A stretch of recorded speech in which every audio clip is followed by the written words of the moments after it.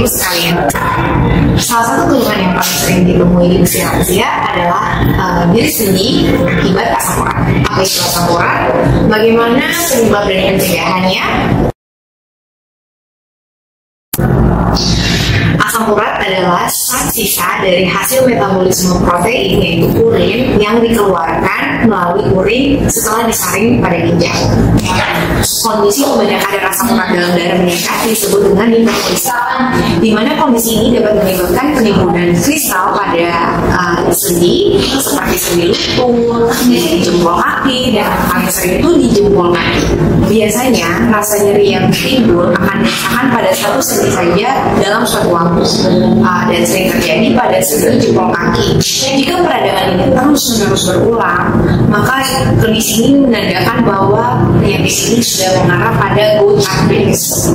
Jadi jika tubuh memproduksi asam urat secara berlebihan atau melebihi dari kemampuan ginjal dalam menyaring protein tersebut, maka kadar asam urat akan berlebihan pada sirkulasi darah.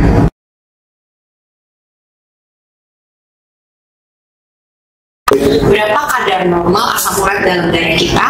Menurut WHO, pada pria 3,5 sampai 7 mg per desiliter, dan pada wanita 2,6 sampai 6 mg per desiliter.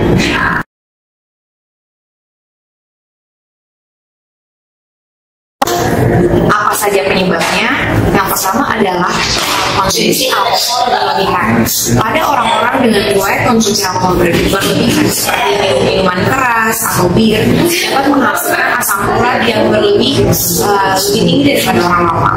Kemudian konsumsi makanan tinggi purin seperti jeroan, sate, atau daging merah dapat menyebabkan kadar asam urat lebih tinggi daripada orang normal. Dan yang ketiga adalah faktor beberapa orang cenderung menghasilkan asam urat lebih banyak daripada orang normal. Faktor penyebab berikutnya adalah obesitas.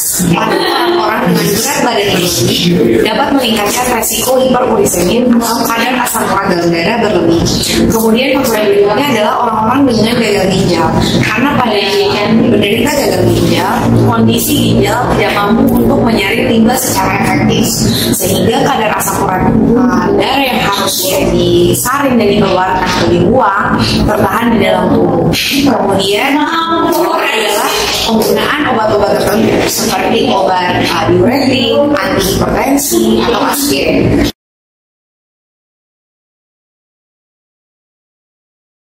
Apa saja gejala yang dapat timbul pada penderita dengan hiperuricemia atau kadar asam urat berlebih dalam darah? Yang pertama adalah nyeri yang hebat dan mendadak pada salah satu sendi, biasanya pada sendi jempol kaki. Kemudian diikuti dengan rasa panas dan terlihat merah dan bengkak yang membuat sendi tersebut terlihat tidak simetris kanan dan kiri. Kemudian jika peradangan tersebut sudah bersifat menyeluruh, maka dapat menimbulkan demam lebih dari 38 derajat Celcius. Dan jika penumpukan kristal asam urat ini dapat berubah pada ginjal, maka nyeri yang dapat timbul, nyeri yang muncul pada pinggang pasien.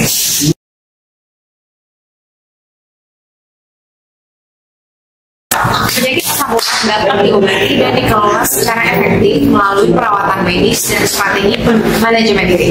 Perawatan medis yang dimaksud adalah dengan pemeriksaan diri ke dokter untuk mendapatkan obat-obatan yang sesuai dengan kondisi kita. Kemudian strategi manajemen diri adalah apa yang kita lakukan sehari-hari untuk tetap berada pada kondisi yang sehat dan terhindar dari kadar asam urat yang tinggi.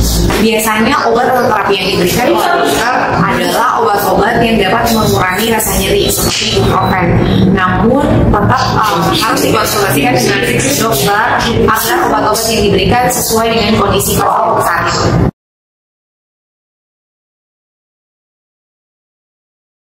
Bagaimana cara mencegah supaya asam urat dalam darah tetap terkontrol pada kadar normal? Yang pertama dan yang paling penting adalah pola hidup. Pola hidup sehat yang dimaksud adalah dengan mengontrol diet kita sehari-hari.